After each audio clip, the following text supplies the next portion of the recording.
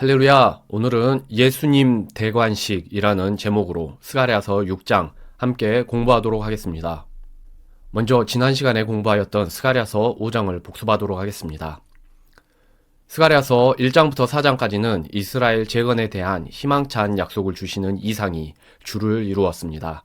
4장 후반부터는 그 초점이 바뀌어져서 희망의 그 약속이 도래하기 전 회개하지 않는 이스라엘이 겪게 될 7년 환란의 때를 다루는 이상으로 초점이 바뀌어집니다.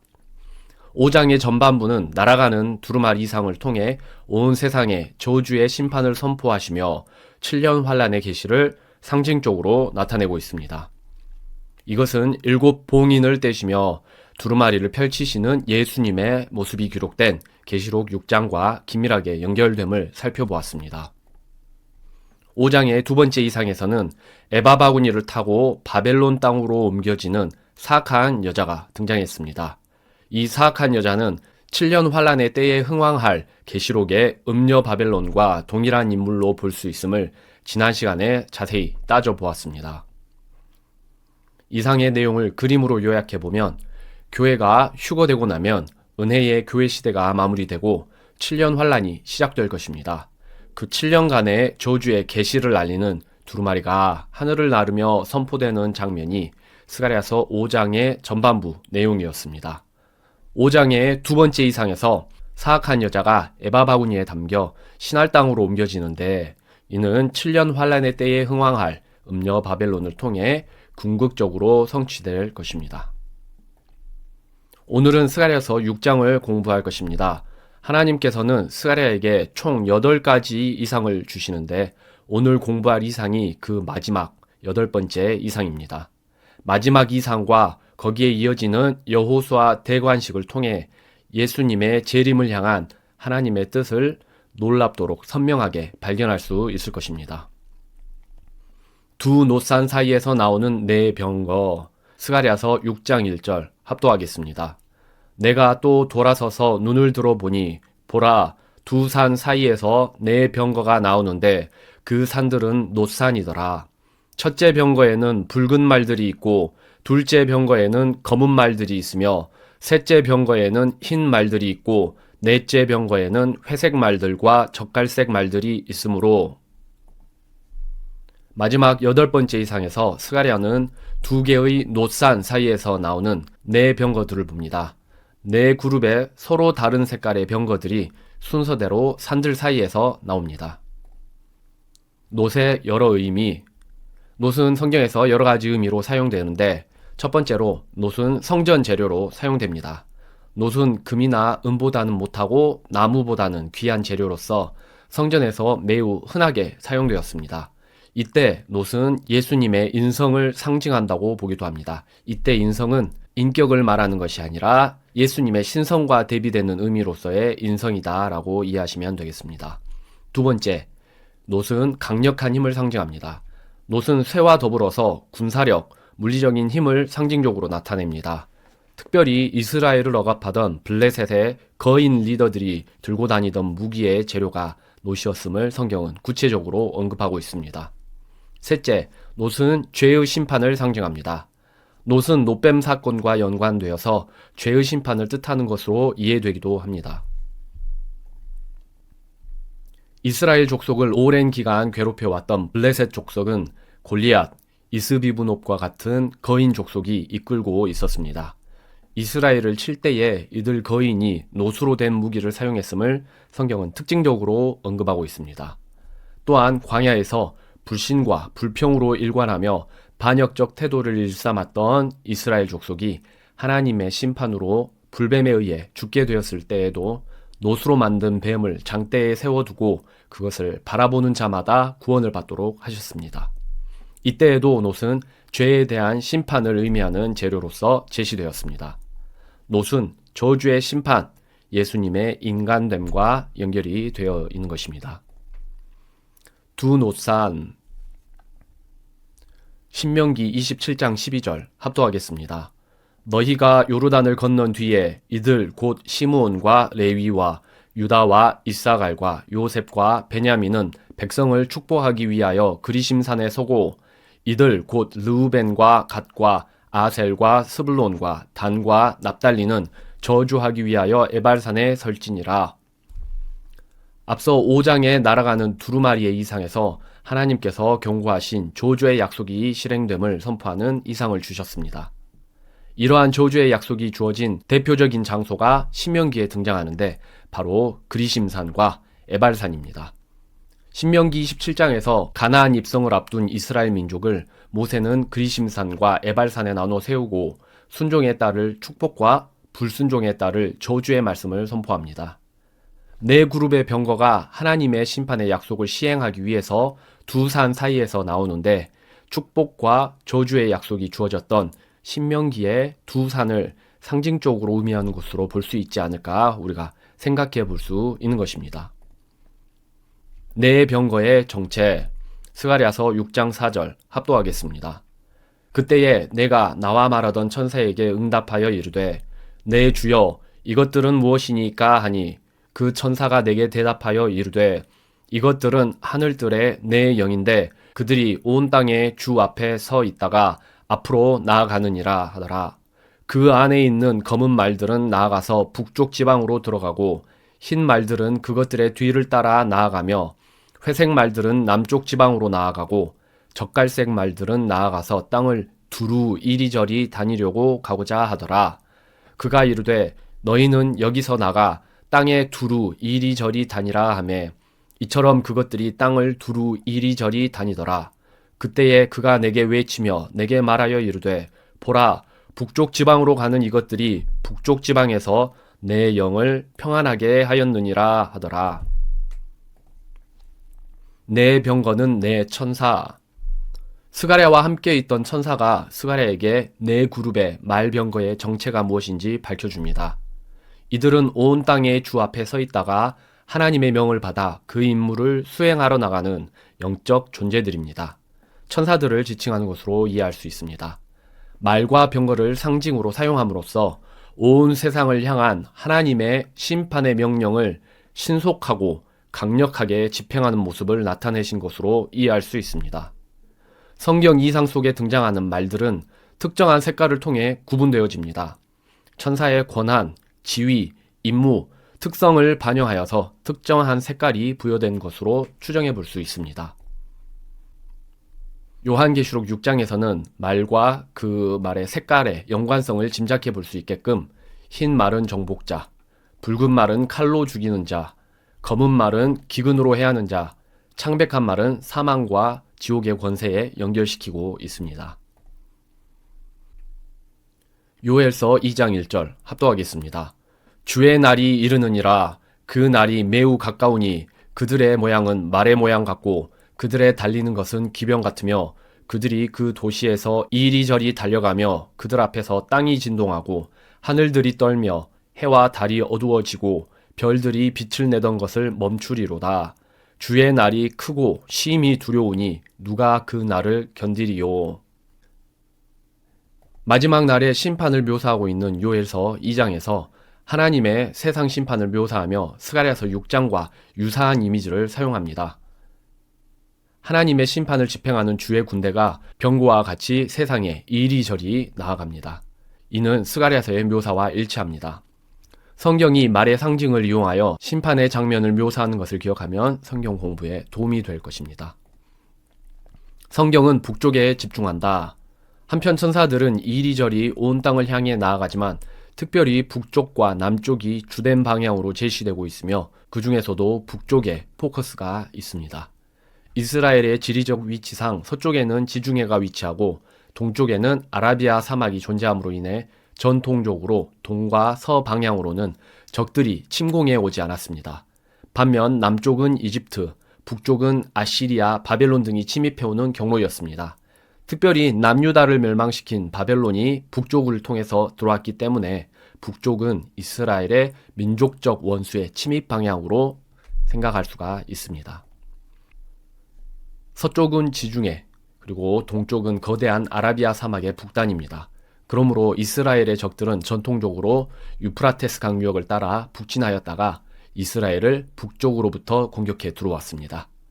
흥미로운 점은 고개 전쟁이라 불리는 이스라엘의 미래 전쟁에서도 고개 군대가 북쪽에서 오는 곳으로 기록하고 있다는 점입니다. 그리하여 이스라엘의 궁극의 적의 위치는 항상 북편으로 제시됩니다. 북쪽을 통해 쳐들어오는 적은 비단 기원전 6세기의 바벨론을 지칭하는 것뿐만이 아니라 최후의 때의 적그리스도 군대의 주요 침입 경로로도 제시되고 있습니다. 에스겔서 39장 15절 합독하겠습니다. 너가 너의 처소를 떠나 북쪽 지역에서 나오리니 너와 및 너와 함께한 많은 백성 곧 말을 탄 모든 자들과 큰 무리와 강한 군대라. 너가 그 땅을 넘는 구름같이 내 백성 이스라엘을 치려고 올라오리니 그 일이 마지막 날들에 있으리라. 오 고가 내가 너를 데려다가 내 땅을 치게 하리니 이것은 내가 이교도들의 눈앞에서 너의 안에서 거룩히 구별될 때에 그들이 나를 알게 하려 함이니라. 말세에 이스라엘의 민족적 적을 대표하는 곡이 북쪽에서부터 내려와 이스라엘을 칠 것이라 예언된 구절입니다.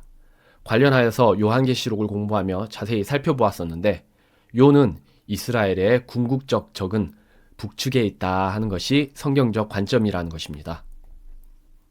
두 노산과 네 병거의 의미, 요약하자면 두 노산으로부터 나오는 네 그룹의 천사는 죄를 심판하기 위한 하나님의 명령을 받은 이들입니다.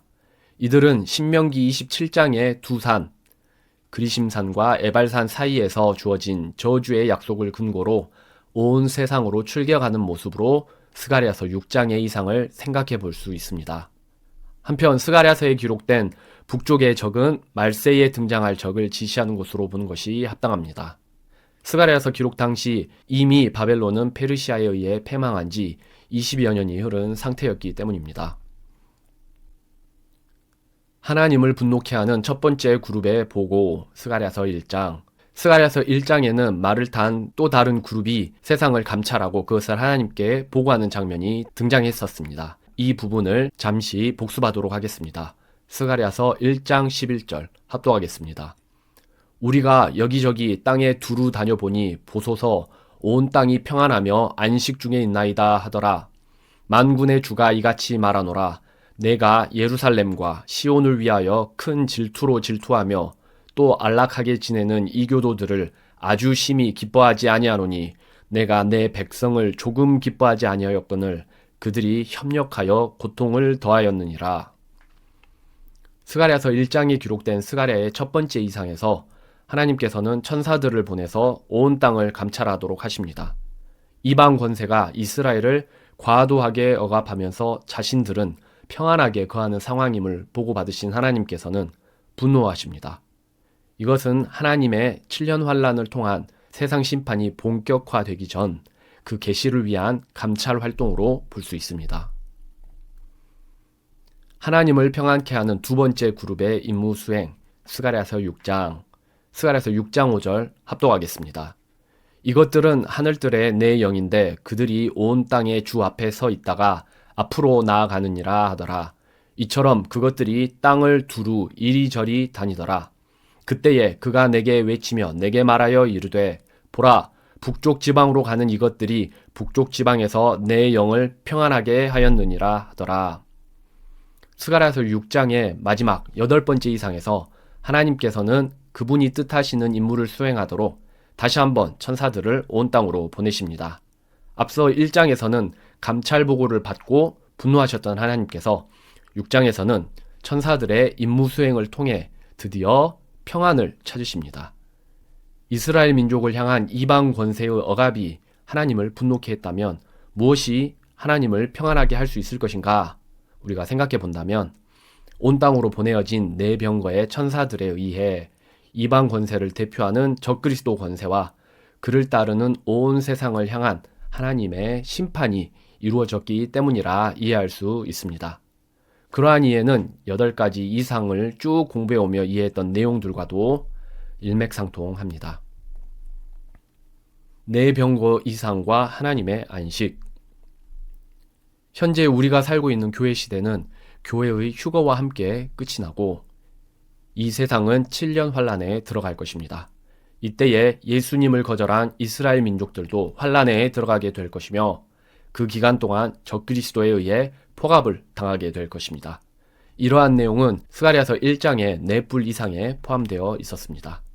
그 환란 중에서 이스라엘 민족의 남은 자들이 회개하여 7년 환란의 끝에 예수님을 찾게 될 것입니다. 그때에 예수님께서 재림하셔서 적그리스도와 그를 따르는 온 세상을 심판하시고 천년왕국을 건설하실 것입니다.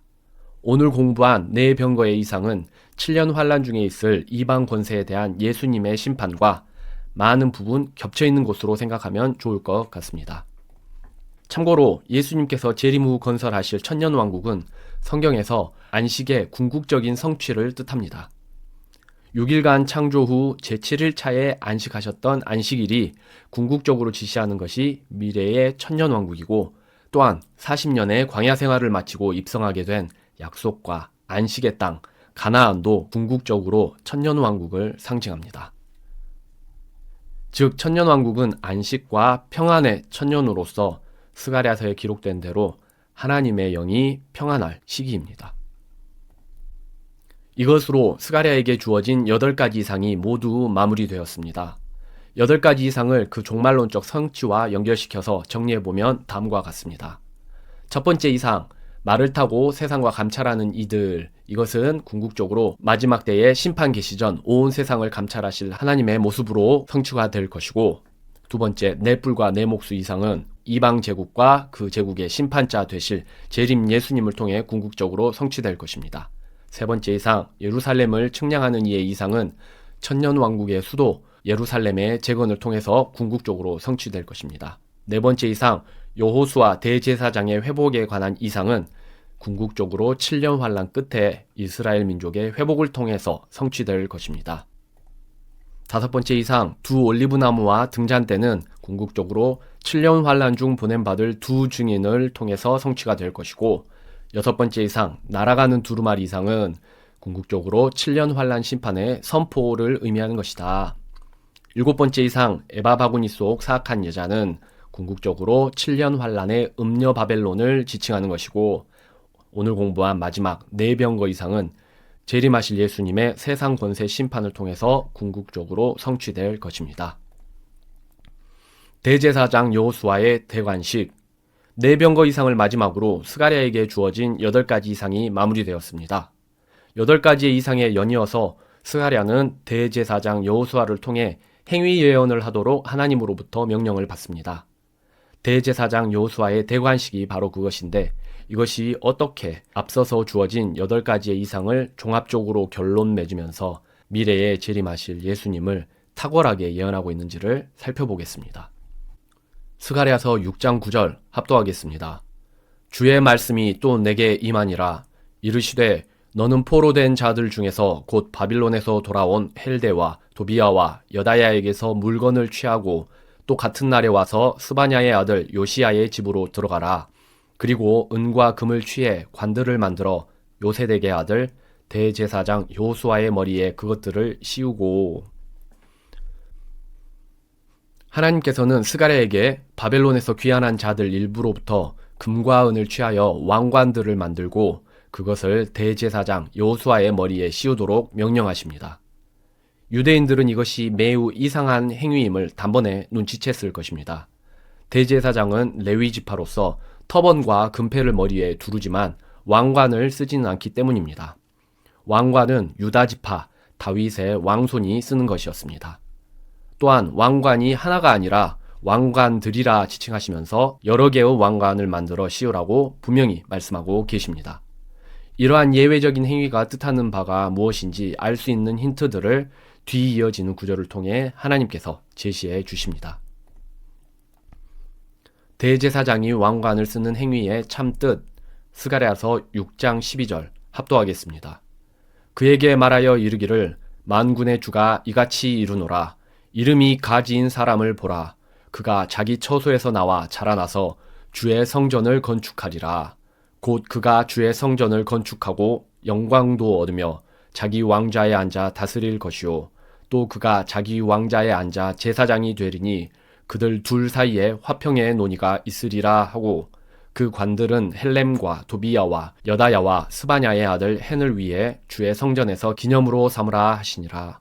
먼데 있는 자들이 와서 주의 성전 안에서 건축하리니 만군의 주께서 나를 너희에게 보내신 줄을 너희가 알리라. 너희가 만일 주 너희 하나님의 음성에 부지런히 순종하려 할진대 이 일이 이루어지리라. 하나님께서는 대제사장에게 왕관을 씌우는 행위 예언의 뜻을 이해할 수 있도록 힌트를 주시는데 그것들을 정리해보면 다음과 같습니다. 첫째, 대제사장이 왕관을 쓰는 행위는 이름이 가진 사람을 예표하기 위해서입니다. 둘째, 그 사람은 주의 성전을 건축할 것입니다. 셋째, 그 사람은 영광을 얻을 것입니다. 넷째, 그 사람은 왕좌에 앉아 다스리는 왕이자 제사장일 것입니다. 다섯째, 왕과 제사장 직위 사이의 갈등이 그 사람 안에서 해결되고 화평이 이루어질 것입니다. 여섯째, 그 사람은 여러 개의 관을 쓸 것입니다. 그리고 마지막 일곱째, 바벨론에서 해방된 자들이 성전 건축을 도울 것입니다. 대제사장의 대관식은 이름이 가진 사람을 예언하기 위해서입니다. 그 사람은 주의 성전을 건축할 것이고 영광을 얻을 것이며 왕이자 제사장일 것입니다. 또한 왕과 제사장 직위 사이에 내재된 갈등을 해결하실 것입니다. 그 사람은 여러 개의 왕관을 쓰실 것이고 마지막으로 바벨론에서 해방된 자들이 주의 성전 건축에 힘을 합칠 것입니다. 이 모든 것을 성취하신 이는 당연히 재림 때의 예수 그리스도십니다. 즉 대제사장의 대관식은 예수 그리스도의 재림과 그 이후의 사역을 예언하는 내용입니다. 이 대관식의 예언은 구약에서 가장 놀라운 재림 예언 중 하나로 손꼽힙니다.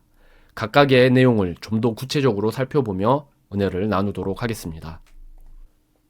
첫 번째, 대제사장의 대관식은 가지를 예언하기 위해서이다. 하나님께서 대제사장에게 왕관을 씌우라고 명령하신 이유는 가지라는 분을 상징적으로 예표하기 위해서입니다. 예수님을 상징하는 물체 중 성경에서 가장 빈번하게 사용되는 것 중 하나가 바로 가지입니다. 즉 대제사장 여호수아가 왕관을 쓰는 행위는 예수님을 상징하기 위한 행위 예언인 것입니다. 예레미야서 23장 5절 합독하겠습니다. 주가 말하노라 날들이 이르리니 내가 다윗에게 한 의로운 가지를 일으킬 것이요 한 왕이 통치하고 땅에서 판단의 공의와 정의를 집행하리라. 예레미야서 33장 15절 그때에 내가 다윗을 위하여 의의 가지가 자라나게 하리니 그가 그 땅에서 판단의 공의와 의를 집행하리라. 이사야서 11장 1절 이새의 뿌리에서 한 가지가 나서 자랄 것이요. 스가랴서 3장 8절 오 대제사장 여호수아야 보라 내가 내 종 곧 가지를 내리라. 예수님을 지칭하는 표현으로 가지가 매우 적극적으로 사용됩니다. 흥미로운 점은 스가랴서 6장에서 대제사장을 통해 가지를 예표하고 있는데 예레미야서에서는 가지를 왕으로 표현하고 있다는 점입니다. 즉 가지는 곧 대제사장이고 또한 왕입니다. 한 사람 안에서 서로 다른 두 지위가 모두 성취되는 이러한 내용에 대해서 뒤에서 다시 살펴볼 것입니다.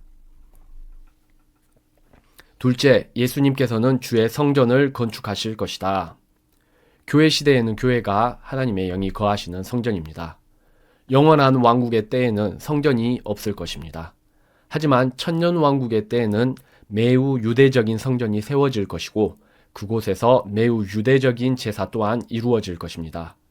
스가랴서 1장, 2장, 4장은 한 사람이 천년 왕국의 수도가 될 예루살렘 성의 재건을 위해 측량줄과 다림줄을 들고 건축을 지휘하는 모습을 제시합니다. 이와 유사하게 에스겔서 40장에서는 천년 왕국 성전 재건을 위해 측량줄을 든 한 사람이 등장합니다. 에스겔서 40장 3절 합독하겠습니다. 보라, 거기에 모습이 노새 모습과 같은 사람 하나가 손에 아마줄과 측량 갈대를 가진 채 문에 서 있더라. 그 사람의 손에는 측량 갈대가 있더라. 이처럼 그가 그 건축물의 너비를 측량하니 천년왕국의 때에 있을 예루살렘 성과 성전 재건 프로젝트는 성경에서 매우 비중 있게 다루어지고 있습니다. 측량줄을 들고 성전 재건을 지휘하고 있는 사람이 예수님일 수도 있고 아닐 수도 있지만 어찌 되었든지 그 모든 프로젝트의 총책임자는 예수님일 것입니다. 셋째, 예수님께서는 영광을 얻으실 것이다. 예수님께서는 초림 때에 순종하는 겸손한 종이자 희생을 위한 어린 양의 모습으로 오셨습니다.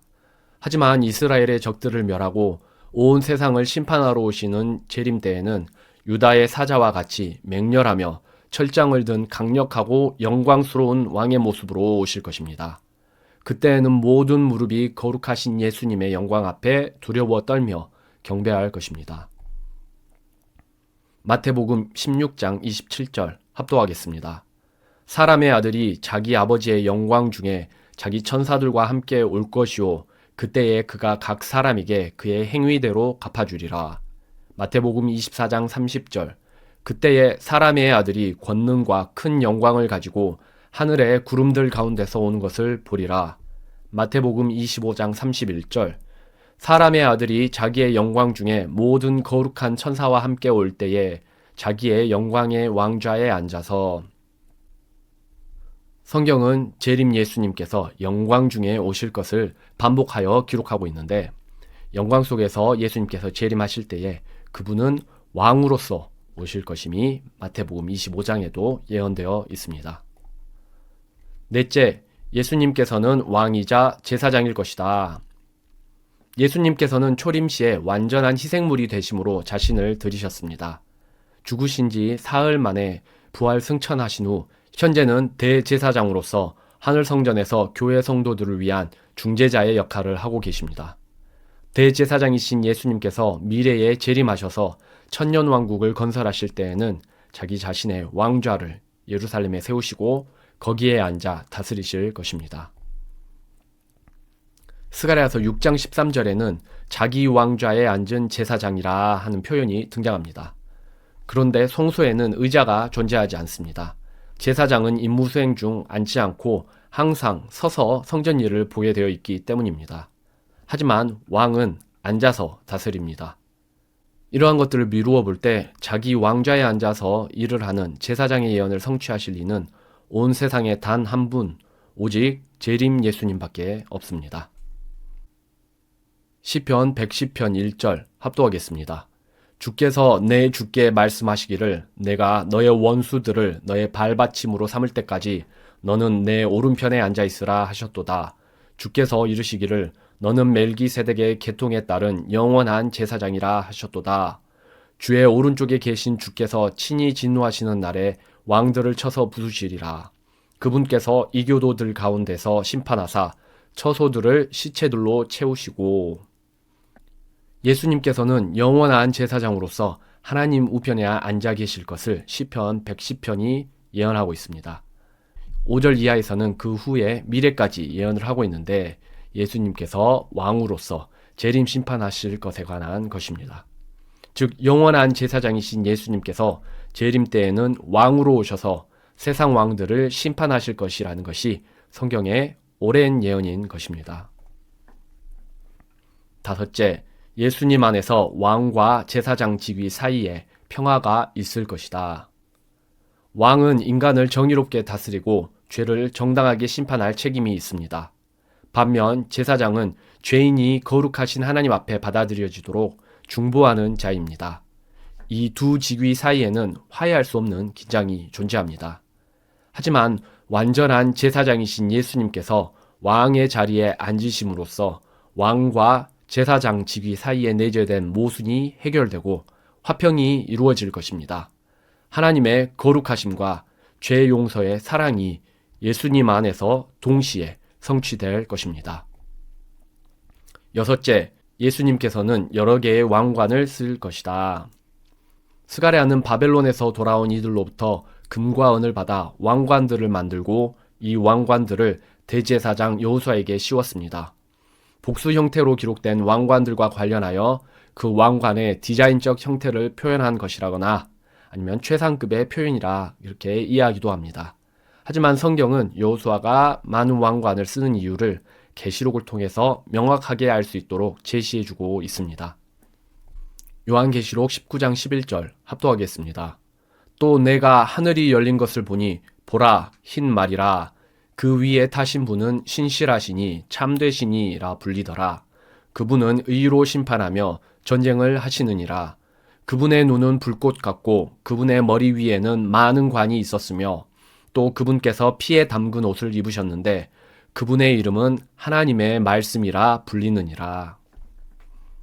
요한계시록은 재림 예수님을 묘사하며 그분께서 머리 위에 많은 관을 쓰고 계실 것이다 라고 그렇게 기록하고 있습니다. 계시록은 재림 예수님께서 강림하실 때에 여러 개의 왕관을 쓰고 계실 것임을 확실하게 기록하고 있습니다. 이는 대제사장 여호수아에게 여러 개의 왕관을 씌우는 행위 예언이 재림 예수님을 상징하는 것임을 매우 정확하게 연결시켜주는 고리로서 기능을 하는 것입니다. 일곱째, 바벨론에서 해방된 자들이 성전 건축에 힘을 합칠 것이다. 바벨론에 포로되었던 자들이 금과 은을 봉헌하여 여호수아를 위한 왕관을 준비하는 데 힘을 합쳤습니다. 미래에 음녀 바벨론으로부터 빠져나온 유대인들과 환란 중 구원받을 이방 민족들도 재건 작업에 힘을 합칠 것이 예언되어져 있습니다. 여호수아 대관식을 통해 순종을 격려하시는 하나님, 스가랴서 6장 14절 합독하겠습니다. 그 관들은 헬렘과 도비야와 여다야와 스바냐의 아들 헨을 위해 주의 성전에서 기념으로 삼으라 하시니라. 먼데 있는 자들이 와서 주의 성전 안에서 건축하리니 만군의 주께서 나를 너희에게 보내신 줄을 너희가 알리라. 너희가 만일 주 너희 하나님의 음성에 부지런히 순종하려 할진대 이 일이 이루어지리라. 여호수아 즉위식을 위해 만들어진 왕관들은 스룹바벨 성전의 기념으로 보관되었습니다.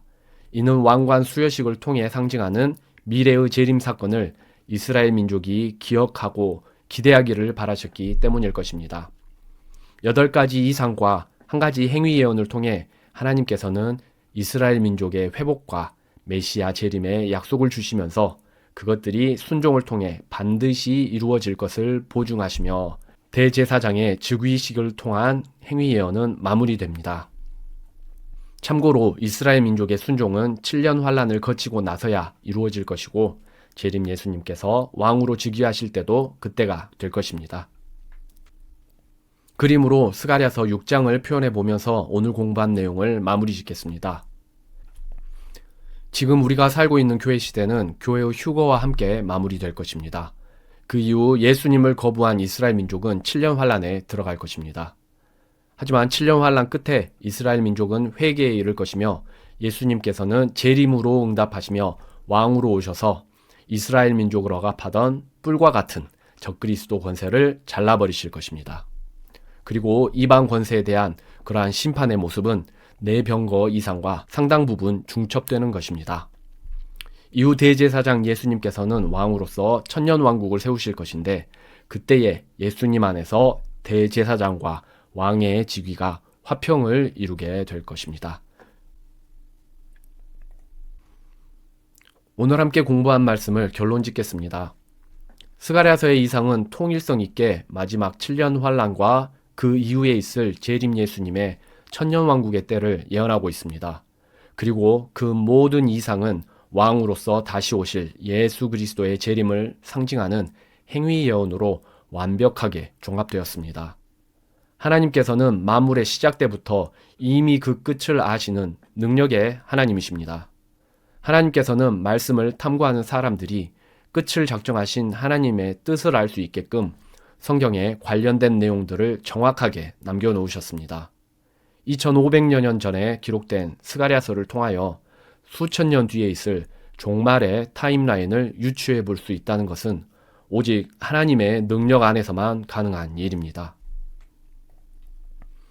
성경 예언의 많은 부분이 예수님의 재림의 때를 지시하고 있고 이러한 예언의 말씀은 메시아의 유대왕국을 기다리던 당대 유대인들은 물론 어두운 시대를 살아가는 현재의 성도들에게도 희망이 됩니다. 하나님의 놀라우신 능력의 말씀, 진리의 말씀을 받은 성도들은 매일 말씀을 통해 영의 양식을 공급받으며 진리로 충만해야 합니다. 말씀을 통해 드러나는 하나님의 능력과 하나님의 뜻에 집중하며 진리 되신 예수님께 인도함 받는 한 주 되시길 기도합니다. 감사합니다.